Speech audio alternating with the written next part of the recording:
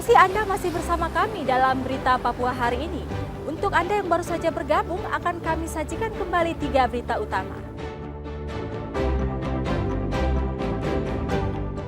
Hujan 2 hari banjir rendam puluhan rumah warga di Kabupaten Sarmi.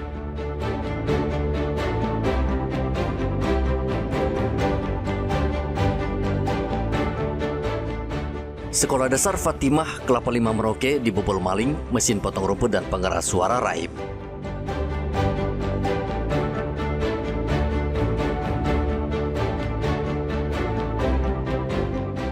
Komando Operasi Swasembada Pangan pastikan pimpinan OPM wilayah Pegunungan Bintang, Lamek Taplo tewas.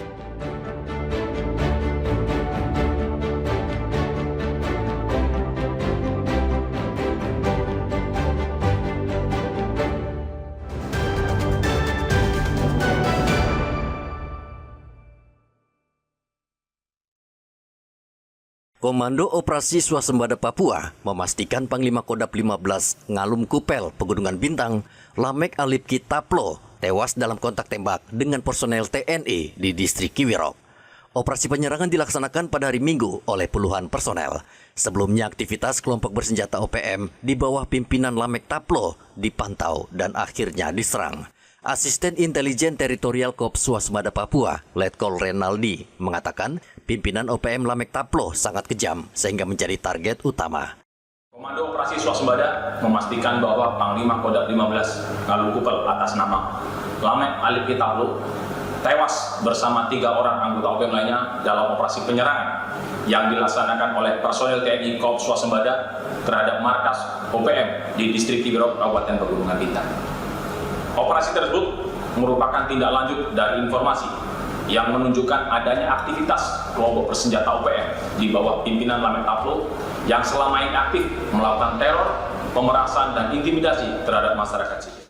Lamek Alipki Taplo dikenal sebagai salah satu pimpinan OPM paling aktif dan radikal di Pegunungan Bintang. Sejak 2020, kelompoknya telah melakukan sejumlah aksi kekerasan, di antaranya penyerangan terhadap pekerja proyek Jalan Trans Papua, pembakaran puskesmas Kiwirok, penembakan pesawat, serta penyerangan aparat TNI Polri di berbagai titik. Aksi brutal tersebut menyebabkan sedikitnya 6 korban jiwa dan 8 orang luka berat, serta kerusakan fasilitas umum seperti sekolah, gereja, dan puskesmas. Aparat gabungan TNI Polri terus melakukan patroli dan pengamanan di sejumlah titik strategis untuk mencegah gangguan keamanan susulan. Korps Swasembada Papua menegaskan akan terus melaksanakan operasi penegakan hukum secara terukur dan berkelanjutan demi terwujudnya Papua yang aman dan damai. Riantonai melaporkan dari Pegunungan Bintang, Papua Pegunungan.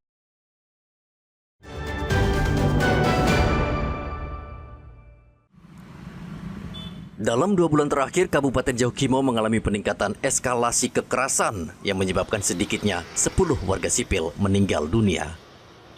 Menyikapi hal tersebut, Satuan Tugas Operasi Damai Kartens akan melakukan langkah mitigasi dan penegakan hukum secara terpadu. Kepala Operasi Damai Kartens, Brigjen Faisal Ramadhani mengatakan pihaknya saat ini rutin berpatroli untuk mengantisipasi serangan KKB yang makin masif. Kalau kita datang ke DKI, memang posisi-posisi itu kan juga bukan berarti daerah yang ramai orang lalu lalang seperti itu, dan kita sesungguhnya sudah melakukan peningkatan kegiatan rutin, baik itu patroli maupun penjagaan. Tapi memang perlu difahami bahwa mereka juga tentunya melakukan pemantauan juga, artinya kita juga melakukan kegiatan, mereka juga melakukan kontra dari kegiatan kita, dan kita ini saling saling ya seperti itu. Saya ingin sampaikan kalau dalam teori kejahatan, setiap satu kejahatan artinya paling tidak ada 7-8 kejadian yang bisa kita cegah. Kepala Ops Damai Kartens mengimbau masyarakat tidak perlu panik, namun diharapkan tetap waspada karena pihaknya terus bekerja untuk menurunkan rasa takut masyarakat.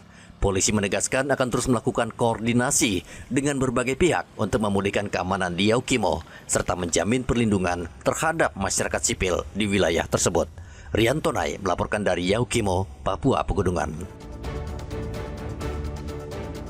Informasi tadi sekaligus menutup jumpa kita dalam Berita Papua hari ini.